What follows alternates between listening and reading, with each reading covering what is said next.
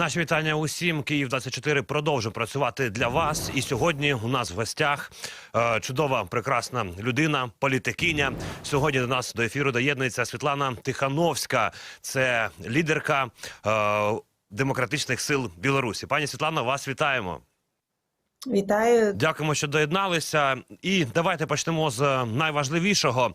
Президент України Володимир Зеленський заявив про те, що працювали на території Білорусі ретранслятори, які допомагали наводити цілі, власне, безпілотники, там, мабуть, і ракети по території України. І потім сказав, що з 22 числа вони припинилися, хоча з того часу не було великих атак по Україні, а була, власне, вчора серйозна атака з ракетами, балістика била по Києву, але ж були і дрони в повітрі. І ось те, що вони були на півночі Житомирщини, на цьому акцентували увагу наші моніторингові пабліки, військові журналісти, і вони припустили, що скоріше за все таки ж ці ретранслятори продовжили працювати.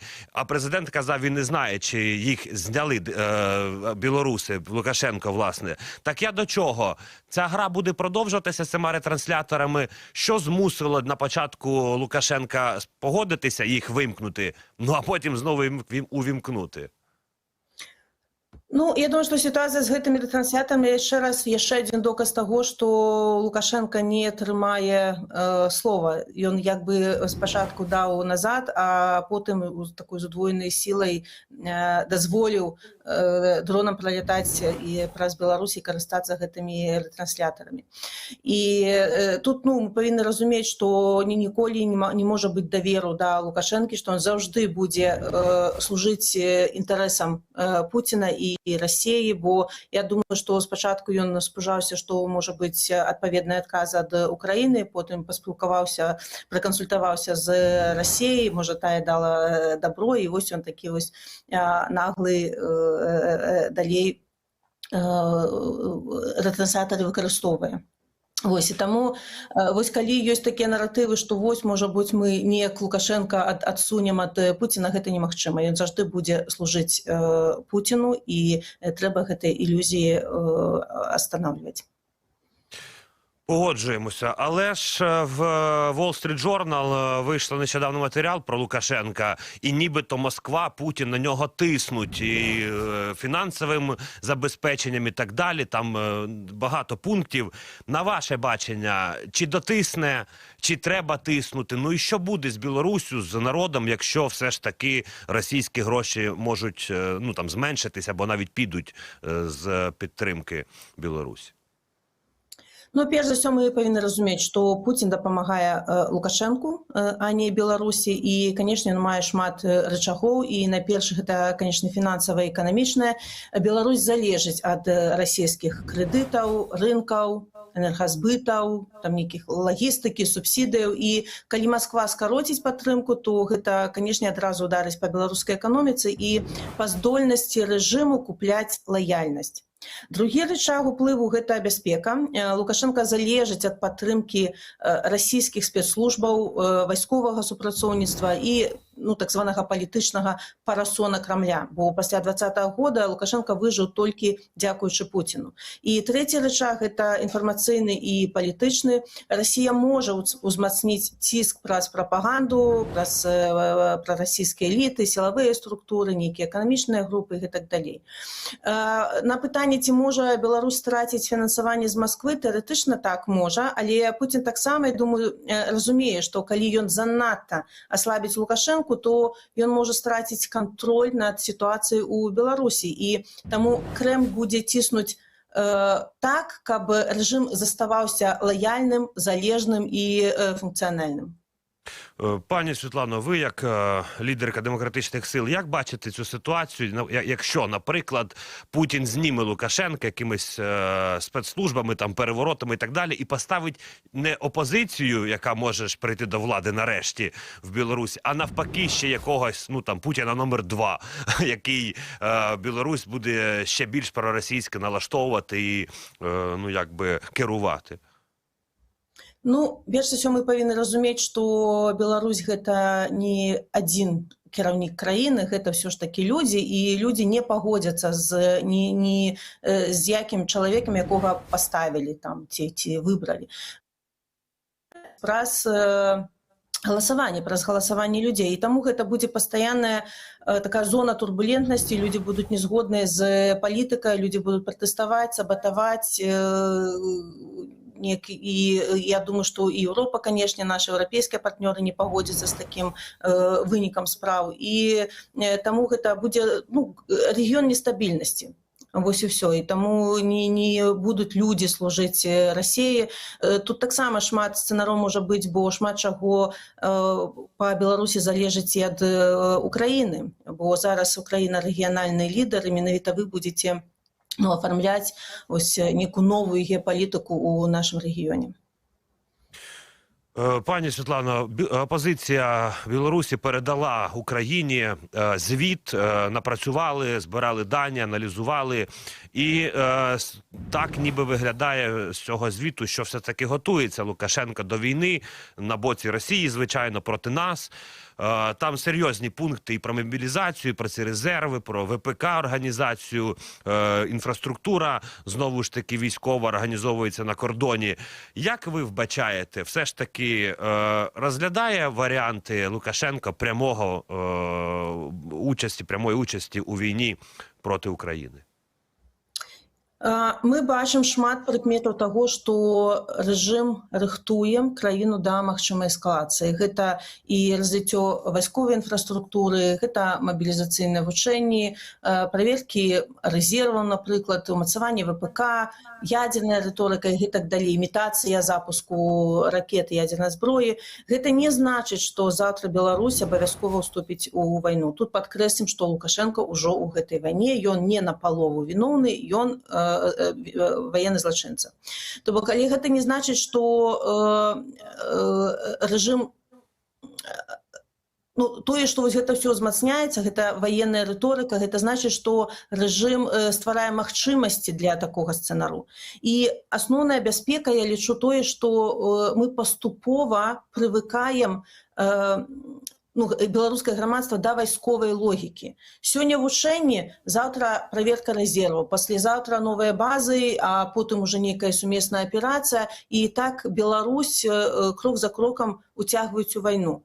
І таму міжнародная супольнасць павінна рэагаваць не толькі на сам факт нападу, але і на падрыхтоўку да яго. І мы вельмі ўдзячныя, канешне, і прэзідэнту Зеленскаму, і украінскім медыа за тое, што вы так масава подсвечаете гэтую праблему, каб і наши саюзнікі еўрапейскія таксама разумелі гэту небяспеку і не думалі, што што там нейкія дарогі новыя будуюць і вышкі ставяць. Гэта ўсё падрыхтоўка да магчымых правакацый і эскалацый. Як ви вбачаєте, як буде реагувати білоруське суспільство, білоруський народ? Хочеться, звичайно, почути і вашу позицію. Якщо Україна все ж таки вимкне ці ретранслятори, яка буде реакція? Наша задача, перш за ўсё, не дапусціць гэтага. І мы ўдзячны моцнай рыторыцы украінскага грамадства і лідараў, каб Лукашенко спыніўся і не уцягваў Беларусь у вайну. Канешне, ніхто не хоча, каб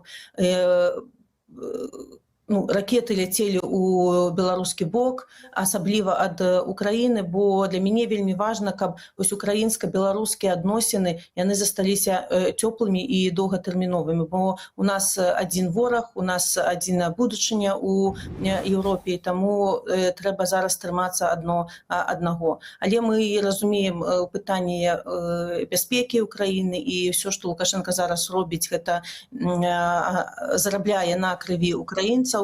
І тут мы не можам раіць ці камандаваць, калі украінскі бок лічыць, што нейкія элементы інфраструктуры без чалавечых ахвяр трэба атакаваць, бо праз гэту інфраструктуру забіваюць украінцаў, маюць на гэта права. Але, канешне, наша задача гэтага не дапусціць. Пані Світлано, ще є один об'єкт, Мозерське НПЗ, він теж така притча во язицях, як то кажуть. Що він для Лукашенка, що він для Білорусі, і це ж трошки інший об'єкт, ніж ретранслятори, але він дуже серйозно зараз забезпечує Росію. Білорусь продає все, що може, і більше якраз Путіну, і тримає їх теж на плаву. Да, я тут разумею, і ну, НПЗ, конечно, гэта прадпрыемства такого, ну, вялікага маштаба, і ён забяспечвае там рэсурсы для ўсёй Беларусі, і я разумею, што Лукашенко, выкарыстоўваючы гэта прадпрыемства, забяспечвае таксама і палівам і расійскую ваенную машыну. І тут ужо, ну, пытанне пасур'ёзней, бо я не думаю, што гэта будзе добра, напрыклад, успрынята беларусамі. Я думаю, што і украінцаў няма такой мэты, каб разбураць прадпрыемствы, якія вельмі важныя для беларускай эканомікі, для якія служаць беларусам, перш за ўсё. І тут, конечно, павінны быць жорсткія патрабаванні і прэзідэнта Зеленскага, і еўрапейскай супольнасці, каб не забяспечвалі расійскую ваенную машыну палівам. І трэба глядзець на паводзіну Лукашэнкі і ўжо, ну, неяк будаваць адпаведны адказ. Ну так, і ми ж теж прекрасно розуміємо, що білоруський, цей лукашенківський режим – це ніяк не білоруський народ, а навіть і не білоруська держава. Ну, ми підтримуємо тих, хто підтримує нас, а правильно ви кажете, що ворог у нас єдиний, так, в цій боротьбі. Ще дуже хочеться почути вашу думку, пані Світлано, навіть у вашому звіті йшла мова про те, що Білорусь можуть використовувати проти країн НАТО, зокрема і країн Балтії, які зовсім поруч з вами, сусіди ваші. Я до того, якщо антиукраїнська риторика, ну, принаймні ми знаємо з таких досліджень різних, що вона, ну, білорусам не дуже заходить, скажімо так, не дуже вірять в пропаганду російську проти України. Цікаво, як діє така пропаганда проти країн Заходу, вона теж дуже потужна в Білорусі, на жаль. Ну і як може Білорусь протидіяти справді західним країнам на вістрі списа Путіна проти всього цивілізованого світу? Ну, перш за ўсё, мы, як беларусы, наша задача дэмакратычных сіл – гэта змяняць ці прасоўваць нашыя наратывы, што адбываецца на самой справе, якая пагроза ідзе ад Расіі не толькі ў бок Украіны, але і Беларусі, Малдовы, Арменіі і так далей. То бок, каб яны разумелі маштаб праблемы.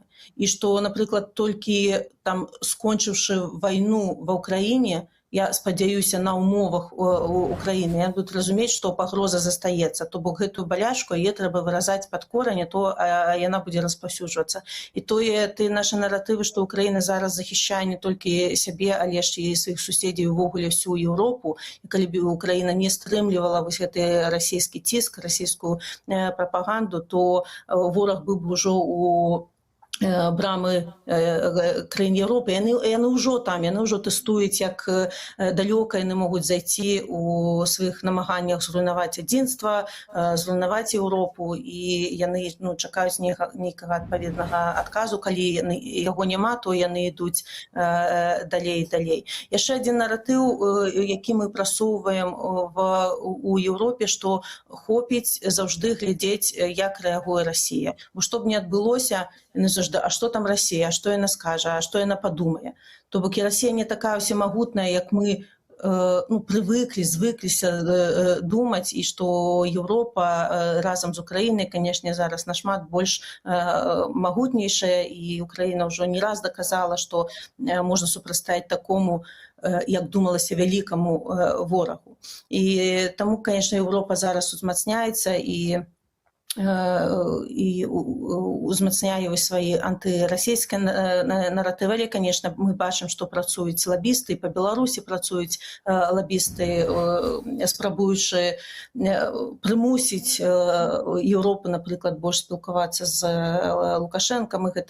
Мы свае пазіцыі адстойваем, мы не бачым ніякага апетыту сярод еўрапейцаў мяняць палітыку наконт Беларусі, але мы павінны вельмі шмат працаваць, каб вось гэтыя атакі прапагандыстаў і КГБшнікаў адхіляць. Вы ведаеце, што я думаю, што Еўропа за вось гэтыя часы вайны ва Ўкраіне зрабіла нашмат больш, чым яна сама ад сябе чакала, але ўсё яшчэ нашмат менш, што яна магла б зрабіць. Ну так, і трошки терміни задовгі тягнуть. Але ось, пані Світлано, цікаво про європейців. Ну, вони то однозначно вас підтримують як опозиційний уряд, але ж у Лукашенка, ну, значно менше санкцій, чим у Путіна, наприклад, ну і на Білорусі теж. Дональд Трамп, президент США, ну, лесно, справді, висловлюється про Лукашенка. Як це впливає? Чи єдиний, справді, Захід в цьому? Чи не знімуть санкції? Бо бачили, що Америка знімала їх потроху. Як ви оцей процес бачите? Лавірування Лукашенка між цими краплями? Ну, мы все разумеем, что Лукашенко, конечно, хоча выйсці з изоляции, он хоча гандляваць палітвязнями, каб атрымаць паслабленне санкцый, каб атрымаць грошы, транзит, легітымнасць, не ведаю, вяртанне ў міжнародную палітыку. І Еўропа в асноўным займае прынцыповую пазіцыю падтрымка дэмакратычных сіл, санкцыі супраць рэжыму, хаця санкцыі маглі б быць больш мацнейшымі. Там, не ведаю, ціск за рэпрэсіі ці удзел у вайне. ЗША цяпер больш актыўна выкарыстоўваюць гуманітарны трэк дзеля вызвалення людзей, і мы, канешне, вітаем кожнае вызваленне, але ёсць чырвоная лінія. Нельга легітымізаваць Лукашэнку і нельга ўзмацняць яго рэпрэсіўную або вайсковую машыну. Таму мы выпрацавалі такую формулу. Амерыканскія санкцыі дзеля таго, каб вызваляць людзей, але еўрапейскія санкцыі павінны служыць, каб вызваліць краіну. Бо пакуль адних вызваляюць, удвая больш саджаюць, і гэта рэпрэсіўная машына працягвае сваю працу. Лукашенко дазваляе Расіі выкарыстоўваць нашу інфраструктуру, тэрыторыю, каб атакаваць Украіну, то бок паводзіны Лукашэнкі не мяняюцца. Лукашенко хоча ўсё забраць, не даючы нічога ў адказ. І што тычыцца там паслаблення санкцый, вы задалі пытанне. Ведаеце, паслабленне санкцый можа і магчымае, калі Захад будзе бачыць канкрэтныя гуманітарныя вынікі, ці калі Лукашенко спыніць Расію на нашай тэрыторыі, не будзе зарабляць на крыві украінцаў. Мы зараз што тлумачым нашим еўрапейскім партнёрам, што любыя паслабленні зараз, якія закранаюць асабліва лагістыку, банкі, калі, транспарт, ВПК, даюць рэжыму вялікія грошы, гэтыя грошы будуць выкарыстоўвацца супраць беларусаў і супраць украінцаў. Таму такія крокі зараз вельмі небяспечныя, наадварот, калі мы бачым слабасць, больш узмацняць ціск, каб не згубіць вось гэты момант. Пані Світлано, ну і бачите ви впевнені, які кадри ширяться з роботою наших сил оборони по Москві, зокрема, інші об'єкти на території Росії горять, палають, плюс наш, але ж тимчасово окупований Крим. Не може захистити Росія себе. Як вона може захистити Білорусь? За це чіпляється Лукашенко однозначно. Ну і в цьому ж контексті безпекова ситуація в регіоні. Глядачі пишуть, коли з території Білорусі будуть летіти дрони на Москву. Ну це також, мабуть, заради жарту, але теж серйозне питання. Так, ну, перш за ўсё, удары по Москве, по Крыме, по российской инфраструктуре показывают нам усім, что Россия не такая непаражальная, не такая усемагутная, як яна спрабавала себе показать, я ўжо про гэта казала, і яе тэрыторыя, яе лагістыка, яе вайсковыя аб'екты становяцца ўсё больш уразлівымі. І, канешне, для Лукашэнкі гэта вельмі важны сігнал. Ён шмат гадоў будаваў сваю бяспеку на тым, што Расія прыкрые. Але калі Расія не заўсёды можа прыкрыць сябе, то наколькі яна здольная прыкрыць Мінск. І, канешне, для беларускага грамадства гэта таксама разбурае міф пра непераможнасць Расіі. Людзі бачаць, што Кремль не кантралюе ўсё, што вайна вяртаецца да самой Расіі і што залежнасць ад Масквы гэта не гарантыя бяспекі, а крыніца рызыкі. І таму мы вось у гэты момант узмацняем пра еўрапейскую рыторыку, што побач з Расія гэта гвалт, Расія гэта русифікацыях, гэта паглынанне іншых нашай краіны, а з Европа гэта бяспека, гэта перспектывы эканамічныя, то бок ну каб людзі больш схіляліся у еўрапейскім накірунку, бо мы разумеем, што прапаганда вельмі шмат працуе, каб вось атруціць розум беларусаў і там вось даказаць, што Расія наша сябры і саюзнікі. Але канешне беларусы ўсё разумеюць, ужо ніхто не верыць ні Лукашенку, ні Расіі.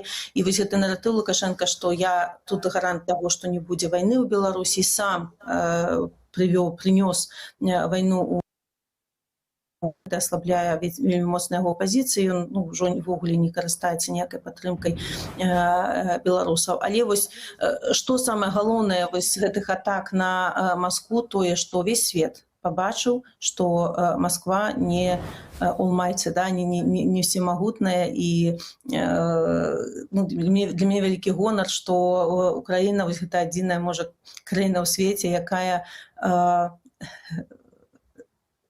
дазволіла сабе, да, вось такія ж радыкальныя меры прадпрымаць, атакуючы непераможную Расію. Таму вялікі рэспект ад беларусаў. Мы ж разумеем, што і наша будучыня шмат чым залежыць ад лёсу Украіны, і лідары Украіны таксама разумеюць, што толькі дэмакратычная, незалежная Беларусь будзе крыніцай бяспекі і для рэгіёну таксама. Пані Світлано, дуже вдячні вам, що доєдналися. Дякуємо вам за ваш внесок в нашу перемогу, за те, що показуєте всьому світу, що справді Білорусь є, вона живе і намагається бути демократичною, вільною і сильною. Живе Білорусь! Слава Україні! Дякуємо. Героям слава і живе вічно. Світлана Тихановська, лідерка демократичних сил Білорусі, була в режимі онлайн гостею нашого ефіру. Поговорили про ситуацію з нашим сусідом. Так чи інакше втягує Лукашенко Білорусь у війну, готує своє суспільство цими ворожими пропагандистськими наративами. Але поки білоруський народ, як і завжди, традиційно тримається, намагається осторонь. Він це розуміє, як зауважила пані Світлана, і не хоче бути принаймні на стороні убивць. Так чи інакше, інфраструктура путінська, машина використовує білоруську. Тож, друзі, зважаємо на ці всі фактори, розуміємо, що ми маємо теж реагувати на ситуацію і на цьому нашому кордоні. І тим не менш, поки там немає серйозних сил, то ситуація в критичну гостру фазу зайти буде і дуже важко. Інфраструктуру вони можуть використовувати так само, як там і працюють російські найманці і ті, хто тренують білоруських солдат постійно. У них ці навчання не завершуються навіть зараз. Дякуємо вам, йдемо далі.